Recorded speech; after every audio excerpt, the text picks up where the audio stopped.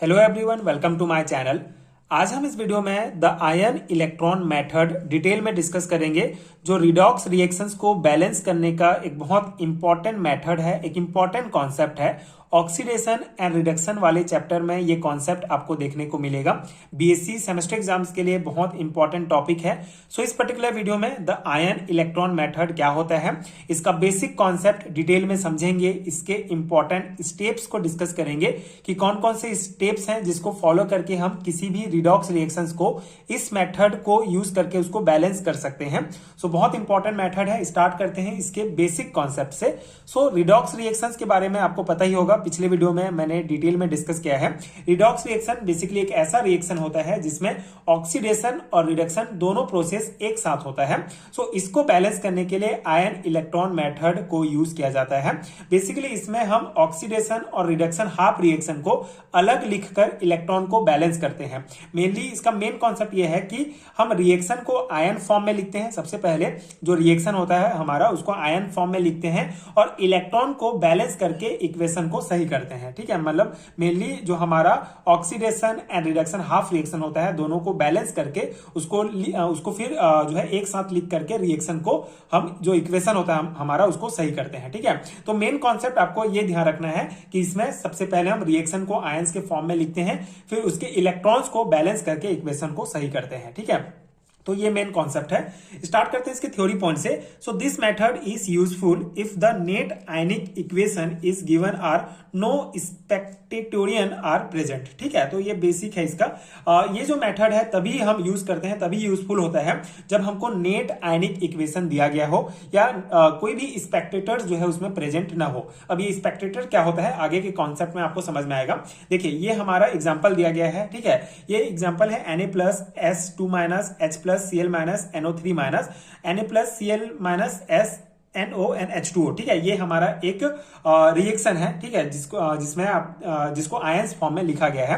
तो इस रिएक्शन में, इस एग्जांपल में क्या है, in this reaction Na+ and Cl- ions are spectators. ठीक है, अब ये हमारा स्पेक्टेटर्स जो है, मतलब मेन ये है कि हम आयन इलेक्ट्रॉन मेथड तभी यूज कर सकते हैं जब हमारे रिएक्शन में कोई भी स्पेक्टेटर्स प्रेजेंट नहीं होना चाहिए। ठीक है, अब ये स्पेक्टेटर्स क्या होता है, इसको कैसे पहचानते हैं। बेसिकली ये स्पेक्टेटर्स आयंस वे होते हैं जो रिएक्टेंट और प्रोडक्ट दोनों साइड में सेम फॉर्म में प्रेजेंट होते हैं। ठीक है, जैसे इस एग्जांपल में अगर हम देखें तो यहाँ पे Na+ ये हमारे रिएक्टेंट साइड में भी है, प्रोडक्ट साइड में भी Na+ है। Cl- यहाँ पे रिएक्टेंट साइड में भी है एंड प्रोडक्ट साइड में भी है। मतलब दोनों रिएक्शन में Na+Cl- है, मतलब ये स्पेक्टेटर्स है। ठीक है, तो इसको हम कैसे पहचानेंगे, सिंपल सा है। दोनों साइड में अगर सेम आयंस दिया गया है तो स्पेक्टेटर्स कहलाते हैं।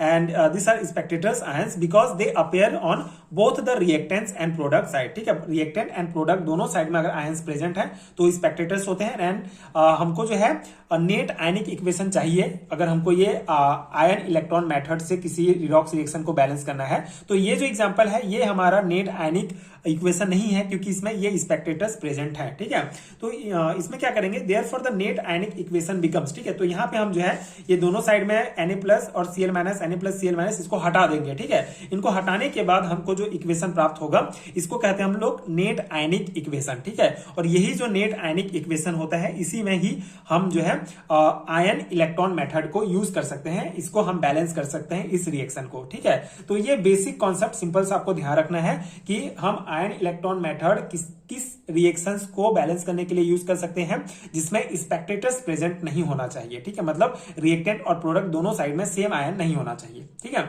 अब हम यहाँ पे ये बेसिक हो गया। अब हम इसकी स्टेप्स को देखते हैं कि कौन कौन से स्टेप्स हैं जिसको फॉलो करके हम इस मेथड के द्वारा रिडॉक्स रिएक्शन को बैलेंस करते हैं। तो पहला स्टेप है हमारा, identify the element undergoing oxidation and reductions, write separate equations for oxidation and reduction half reactions। ठीक है, तो पहला स्टेप है हमारा, सबसे पहले कौन सा एलिमेंट, ठीक है, जो हमारा एग्जांपल दिया रहेगा, जो भी हमारा एग्जांपल है उसमें कौन सा एलिमेंट ऑक्सीडेशन कर रहा है, मतलब कि इलेक्ट्रॉन लूज कर रहा है, एंड कौन सा रिडक्शन मतलब इलेक्ट्रॉन गेन कर रहा है, ये सबसे पहले हमको पहचानना है। उसके बाद दोनों को सेपरेट करके उसका हाफ रिएक्शन में उसको लिखना है। ठीक है, जैसे एग्जांपल में अगर हम देखें यहाँ पे तो H2- जो है ये क्या हो रहा है, इसमें ऑक्सीडेशन हो रहा है, क्योंकि यहाँ पे इलेक्ट्रॉन लूज कर रहा है, ठीक है। ये हमारा रिएक्टेंट, ये प्रोडक्ट, ठीक है। तो यहाँ पे इलेक्ट्रॉन लूज हो रहा है, मतलब यहाँ पे ऑक्सीडेशन हुआ। उसी प्रकार NO3 जो है हमारा, ये इलेक्ट्रॉन गेन कर रहा है, ठीक है। तो ये हमारा रिडक्शन रिएक्शन होगा। तो सबसे पहला स्टेप में हम रिएक्शन को देखकर पहचानेंगे कि यहाँ पे कौन सा एलिमेंट ऑक्सीडेशन कर रहा है, कौन सा रिडक्शन कर रहा है, और दोनों को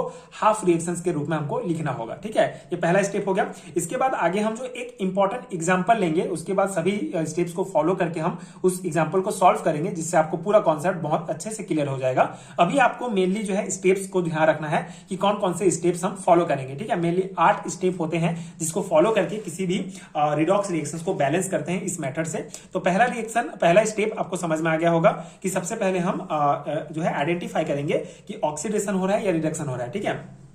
सेकेंड स्टेप है हमारा balance the element oxidize or reduce, ठीक है। सेकेंड स्टेप सिंपल सा है, जो एलिमेंट ऑक्सीडाइज या रिड्यूस हो रहा है उसको बैलेंस करेंगे, ठीक है, सेकेंड स्टेप में। थर्ड स्टेप हमारा इंपॉर्टेंट स्टेप है, determine the change in oxidation number of the element oxidized are reduced at the electrons gain are lost to the side on which the redox element has the higher oxidation number, ठीक है। Third step क्या है कि इसमें हम oxidation number को जो है चेंज करके लिखेंगे, मतलब उतने इलेक्ट्रॉन हम इसमें ऐड करेंगे। मतलब इसका मतलब ये है कि कितने इलेक्ट्रॉन लूज हो रहे हैं, कितना गेन हो रहा है ऑक्सीडेशन और रिडक्शन प्रोसेस में, उसको हमको लिखना है, उसको हमको बैलेंस करना है मेनली, ठीक है। जैसे अगर हमारा ऑक्सीडेशन प्रोसेस हो रहा है, उसमें इलेक्ट्रॉन लूज हो रहा है, तो उसको हम जो है रिएक्टेंट के साइड में इलेक्ट्रॉन्स उतना ऐड करेंगे, और अगर हमारा रिडक्शन हो रहा है, मतलब इलेक्ट्रॉन गेन हो रहा है, तो उसको जो है हम प्रोडक्ट के साइड में उतना इलेक्ट्रॉन को ऐड करेंगे, ठीक है। आगे एग्जांपल में आपको समझ में आएगा। यहाँ पे आप बेसिक ये ध्यान रखेंगे स्टेप्स। फोर्थ स्टेप है हमारा balance any elements other than hydrogen and oxygen that में बी प्रेजेंट, ठीक है। अब जो हमारा हाफ रिएक्शन होता है उसमें जो एलिमेंट्स होगा, मतलब हाइड्रोजन और ऑक्सीजन को छोड़कर बाकी जो एलिमेंट्स होंगे उसको हम जो है बैलेंस करेंगे, ठीक है। दोनों को दोनों साइड हम बैलेंस करेंगे। उसके बाद फिफ्थ जो हमारा स्टेप है वो है balance charge by adding H+ ion if the solution is acidic and OH- ion if the solution is basic. अब यहाँ पे जो है हमारा एसिड और बेस, कौन सा मीडियम है, कौन सा सॉल्यूशन है, उसके बेस पर ये स्टेप फॉलो होता है। देखिए यहाँ पे मेनली हमको चार्ज बैलेंस करना है, मतलब एसिडिक या बेसिक मीडियम के हिसाब से। जैसे अगर सॉल्यूशन एसिडिक है, ठीक है, अगर आपको एग्जांपल दिया रहेगा उसमें आपको दे दिया जाएगा कि ये एसिडिक सॉल्यूशन है या बेसिक मीडियम में है, ठीक है। तो अगर हमारा सॉल्यूशन जो है वो एसिडिक होगा तो चार्ज बैलेंस करने के लिए H+ ऐड करना पड़ेगा, ठीक है। अगर हमारा जो सॉल्यूशन होगा वो क्या होगा, एसिड होगा, तो हमको H+ जो है ऐड करना पड़ेगा, H+ आयन चार्ज को बैलेंस करने के लिए। एंड अगर हमारा बेसिक है सॉल्यूशन तो OH- ऐड करना पड़ेगा चार्ज बैलेंस करने के लिए, ठीक है। तो ये इंपॉर्टेंट पॉइंट है, आप ध्यान रखेंगे। 6th स्टेप है हमारा balance hydrogen by adding water molecule, ठीक है। अब यहाँ पे जो हाइड्रोजन या ऑक्सीजन को जो हम छोड़ दिए थे 4th स्टेप में, अब हम हाइड्रोजन और ऑक्सीजन को बैलेंस करेंगे H2O मॉलिक्यूल जोड़कर, ठीक है, वाटर मॉलिक्यूल इसमें ऐड करके हम इसको करेंगे। उसके बाद 7th स्टेप है हमारा multiply each half reaction by appropriate coefficient so that the number of the electron lost in oxidation equal to the number of electron gain in reaction। अब यहाँ पे हमारा इलेक्ट्रॉन कितना लॉस्ट हुआ है, कितना गेन हुआ है, दोनों को बराबर करने के लिए क्या करते हैं, दोनों हाफ रिएक्शन को इलेक्ट्रॉन से इक्वल करना है। मतलब इस सिस्टम में मेनली है कि दोनों जो हाफ रिएक्शन है उसको इक्वल करना है, ऑक्सीडेशन और रिडक्शन को, ठीक है। मतलब इलेक्ट्रॉन कितना लॉस हुआ, कितना गेन हुआ, उसको बराबर करना है। तो इसके लिए किसी एक हाफ रिएक्शन को एप्रोप्रिएट इंटीजर से मतलब मल्टीप्लाई करना होता है, ठीक है। आगे एग्जांपल में आपको समझ में आएगा। मतलब कि दोनों को बराबर करने के लिए कितना गेन हुआ, कितना लूज हुआ, इसको बराबर करने के लिए हमको एक कोएफिशिएंट इंटीजर के द्वारा जो है एप्रोप्रिएट कोफिशिएंट के द्वारा जो है मल्टीप्लाई करना होता है दोनों हाफ रिएक्शन को, ठीक है। तो ये हमारा 7th स्टेप है। 8th स्टेप है add the 2 half reaction together and eliminate anything that appears in identical form on both side of the equation, ठीक है। अब यहाँ पे 8th स्टेप में हमारा सिंपल सा है, दोनों जो हाफ रिएक्शन है, ऑक्सीडेशन हाफ रिएक्शन और रिडक्शन हाफ रिएक्शन, दोनों को ऐड करना होता है।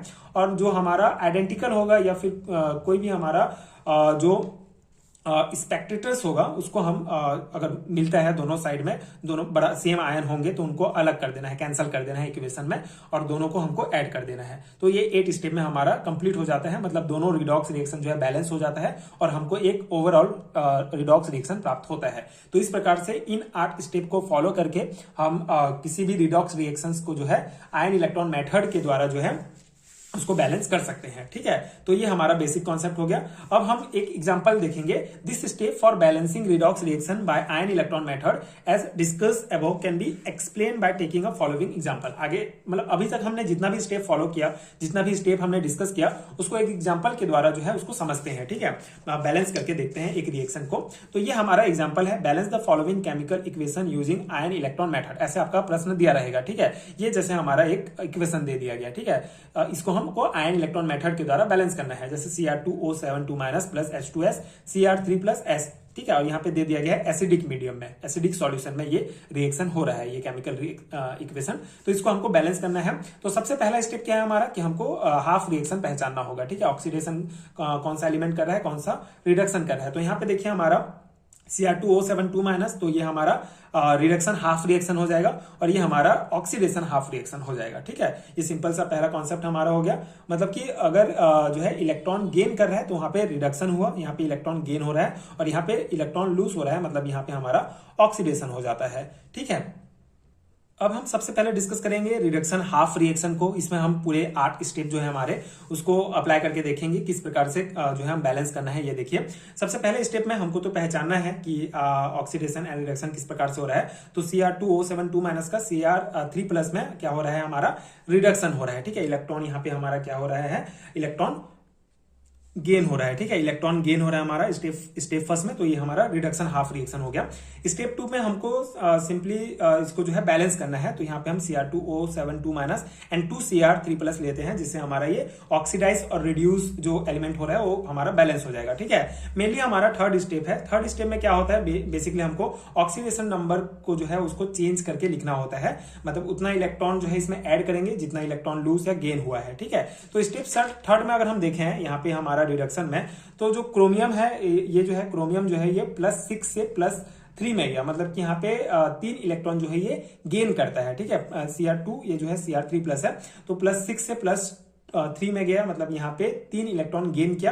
तो टोटल जो है 6 इलेक्ट्रॉन ये हमारा गेन कर रहा है। ठीक है, रिडक्शन रिएक्शन हो रहा है, टोटल 6 रिएक्शन गेन कर रहा है। तो यहाँ पे हम क्या करेंगे, प्रोडक्ट के साइड में जो होता है 6 इलेक्ट्रॉन को यहाँ पे हमको लिखना रहता है। ठीक है, कितना इलेक्ट्रॉन लूज किया, कितना गेन किया, उसके आधार पर यहाँ पे हम थर्ड स्टेप में लिखेंगे। तो यहाँ पे मेनली हमारा क्या हो रहा है, 6 इलेक्ट्रॉन टोटल जो है ये क्या कर रहा है, गेन कर रहा है। इसलिए प्रोडक्ट साइड में हम 6 इलेक्ट्रॉन यहाँ पे लिखेंगे। ठीक है, फोर्थ स्टेप है हमारा कि ऑक्सीजन और हाइड्रोजन को छोड़कर हमको जो है इसको बाकी जितने एलिमेंट्स हैं, एटम हैं, उनको बैलेंस करना होता है। तो यहाँ पे अगर हम देखें तो इसमें ऑक्सीजन को छोड़कर कोई भी दूसरा एलिमेंट नहीं है, तो फोर्थ स्टेप में हमको बैलेंस करने की आवश्यकता नहीं है। फिफ्थ स्टेप में हमारा क्या होता है, चार्ज बैलेंस करना है एसिडिक और बेसिक मीडियम के हिसाब से। ठीक है, तो ये हमारा दे दिया गया ऑलरेडी कि एसिडिक मीडियम है। तो एसिडिक मीडियम में क्या होता है, हमको H+ ऐड करना होता है। ठीक है, तो यहाँ पे हम 14H+ ऐड कर रहे हैं, जिससे हमारा चार्ज बैलेंस हो जाएगा। ठीक है, 6 नंबर में क्या है, हमारा हाइड्रोजन और ऑक्सीजन को बैलेंस करना है। तो हमारा सिर्फ ऑक्सीजन है, तो यहाँ पे हम ऑक्सीजन को बैलेंस कर रहे हैं। ऑक्सीजन को बैलेंस करने के लिए हमको H2O ऐड करना होता है। ठीक है, जो स्टेप्स हमने फॉलो किया उसी के हिसाब से ये पूरा एग्जांपल हमारा बनेगा। ठीक है, तो यहाँ पे हम H2O ऐड कर दिए, जिससे हमारा ऑक्सीजन जो है वो बैलेंस हो जाएगा। फिर here the reduction half reaction is balance. अब यहाँ पे हमारा पहला हाफ रिएक्शन जो है, रिडक्शन हाफ रिएक्शन, वो बैलेंस हो गया। ठीक है, अब हम ऑक्सीडेशन हाफ रिएक्शन है, इसको बैलेंस करेंगे। मतलब दोनों हाफ रिएक्शन को पहले पहचानेंगे, फिर उसको बैलेंस कर लेंगे, उसके बाद दोनों को जोड़ देंगे। ये सिंपल सा मेथड है। ठीक है, आयन इलेक्ट्रॉन मेथड के द्वारा इस प्रकार बैलेंस करते हैं। तो ये हमारा रिडक्शन हाफ रिएक्शन बैलेंस हो गया। अब ऑक्सीडेशन हाफ रिएक्शन की बारी है। तो सबसे पहले हमको पहचानना है कि यहाँ पे ऑक्सीडेशन रिएक्शन कहाँ पे हो रहा है। तो H2S और S ये हमारा ऑक्सीडेशन हाफ रिएक्शन हुआ। ठीक है, अब यहाँ पे सल्फर ऑलरेडी बैलेंस है, तो सेकंड स्टेप में हमको बैलेंस करने की आवश्यकता नहीं है। तो यहाँ थर्ड स्टेप में हमारा क्या हो रहा है, H2S and S 2 electron minus. तो थर्ड स्टेप में मेनली हमको बैलेंस करना होता है कि इलेक्ट्रॉन गेन हुआ और कितना लूज हुआ उस हिसाब से। तो यहाँ पे अगर हम देखें इस ऑक्सीडेशन रिएक्शन में, तो 2 इलेक्ट्रॉन हमारा टोटल जो है लॉस हो रहा है। तो इसके लिए हम यहाँ पे इसके रिएक्टेंट वाले साइड में 2 इलेक्ट्रॉन ऐड कर देंगे। ठीक है, सिंपल सा ये थर्ड स्टेप इंपॉर्टेंट है, ये आप ध्यान रखिए। कितना इलेक्ट्रॉन लॉस हो रहा है, कितना गेन हो रहा है, उसके हिसाब से अगर हमारा इलेक्ट्रॉन जो है गेन हो रहा है तो उसको प्रोडक्ट साइड में जितना गेन हो रहा है उतना लिखेंगे, और लॉस हो रहा है तो उसको हम रिएक्टेंट साइड में जितना लॉस हो रहा है उसको ऐड कर देंगे। ठीक है, फोर्थ स्टेप है हमारा there is no element other than hydrogen. तो यहाँ पे हाइड्रोजन और ऑक्सीजन को छोड़कर फोर्थ स्टेप में हमको बाकी एलिमेंट जो दिया रहेगा उसको क्या करना है, बैलेंस करना है। तो यहाँ पे अगर हम देखें देखें तो इसमें हाइड्रोजन के अलावा कोई भी एलिमेंट नहीं है, तो इसको हमको बैलेंस करने की आवश्यकता नहीं होती है। ठीक है, नेक्स्ट स्टेप है हमारा स्टेप 5। तो यहाँ पे आप देख सकते हैं स्टेप 5 में क्या है हमारा, यहाँ पे एसिडिक एंड बेसिक मीडियम के हिसाब से हमको यहाँ पे स्टेप 5 को सॉल्व करना होता है। तो ऑलरेडी दिया गया है एसिडिक सॉल्यूशन में ही हो रहा है, तो इसमें हम अगेन 2 हाइड्रोजन जो है इसमें ऐड कर देंगे। अगर एसिडिक मीडियम है तो H+ ऐड करना होता है, और अगर बेसिक मीडियम होता तो OH- ऐड करते। ठीक है, तो H+ यहाँ पे ऐड कर दिए। 6th स्टेप में हमको हाइड्रोजन और ऑक्सीजन को जो है बैलेंस करना होता है H2O ऐड करके। तो hydrogen is already balance and the oxidation half reaction is also balance. ठीक है, तो इसमें हमको H2O ऐड करने की आवश्यकता नहीं है क्योंकि ये ऑलरेडी बैलेंस्ड है। ठीक है, 7th स्टेप में हमारा ऑक्सीडेशन हाफ रिएक्शन है। तो 7th स्टेप में मेनली हमको इंटीजर के द्वारा जो है इसको बैलेंस करना होता है। दोनों हाफ रिएक्शन को इलेक्ट्रॉन से इक्वल करना होता है कि कितना इलेक्ट्रॉन लूज हुआ कितना गेन हुआ, दोनों को बराबर करना होता है। तो उसके लिए हम यहाँ पे 3 से मल्टीप्लाई कर देंगे, तो ये हमारा हाफ रिएक्शन आ जाएगा। ठीक है, ये हमारा ऑक्सीडेशन हाफ रिएक्शन हो गया। अब जो हमारा रिडक्शन हाफ रिएक्शन बैलेंस हुआ था, यहाँ पे आप देख सकते हैं ये हमारा बैलेंस रिडक्शन हाफ रिएक्शन है और ये हमारा बैलेंस ऑक्सीडेशन हाफ रिएक्शन है। तो दोनों को ऐड कर देंगे। स्टेप 8 हम फॉलो करेंगे जिसमें हमको दोनों हाफ रिएक्शन को ऐड कर देना है। दोनों को ऐड करने के बाद हमारा ये ओवरऑल रिएक्शन प्राप्त हो जाता है। ठीक है, ये हमारा ओवरऑल रिएक्शन है जो हम बैलेंस किए हैं आयन इलेक्ट्रॉन मेथड के द्वारा। ठीक है, तो ये सिंपल सा मेथड है। आई होप आपको समझ में आ गया। इसको आप 2-3 बार प्रैक्टिस करेंगे तो इजिली आपको समझ में आ जाएगा। बाकी ये एग्जाम्पल हमने ऐसे ही डिस्कस किया है। अगर आपको एग्जाम में पूछा जाता है आयन इलेक्ट्रॉन मेथड को एग्जाम्पल्स के द्वारा समझाओ, तो आप ये एग्जाम्पल लिख के अच्छे से समझा सकते हैं। लेकिन अगर आपको क्वेश्चंस दिया जाता है कि इन इक्वेशंस को, इन केमिकल इक्वेशंस को आप बैलेंस कीजिए, तो आप इन स्टेप्स को फॉलो करके कोई भी इक्वेशंस को, कोई भी केमिकल रिएक्शन जो दिया रहेगा आयन फॉर्म में, उसको आप आयन इलेक्ट्रॉन मेथड के द्वारा बैलेंस कर सकते हैं। तो ये था हमारा कॉन्सेप्ट। आई होप आपको समझ में आ गया होगा। The ion electron method for balancing redox reactions. आपके BSc MSc लेवल के एग्जाम्स में ये टॉपिक दिया रहता है। आप अपना सिलेबस देख लीजिए, आपके किसी भी सिलेबस में ये टॉपिक दिया गया है, तो डेफिनेटली आपके लिए बहुत हेल्पफुल होगा। इसके अलावा अगर आपको BSc and MSc semester exams के लिए हैंडरिटन नोट चाहिए तो उसका लिंक आपको नीचे डिस्क्रिप्शन बॉक्स में मिल जाएगा। आप यूनिट वाइज नोट्स ले सकते हैं। NAP 2020 के अकॉर्डिंग जो न्यू सिलेबस दिया गया है BSc के लिए, उसके अकॉर्डिंग भी नोट्स अवेलेबल है। तो नीचे आप डिस्क्रिप्शन बॉक्स चेक कर सकते हैं एंड वहां से आप नोट्स ले सकते हैं जो आपके एग्जाम प्रिपरेशन के लिए बहुत हेल्पफुल होगा। एंड अगर ये वीडियो हेल्पफुल है तो आगे के वीडियोस देखने के लिए चैनल के साथ जुड़े रहिए। Thank you so much for watching.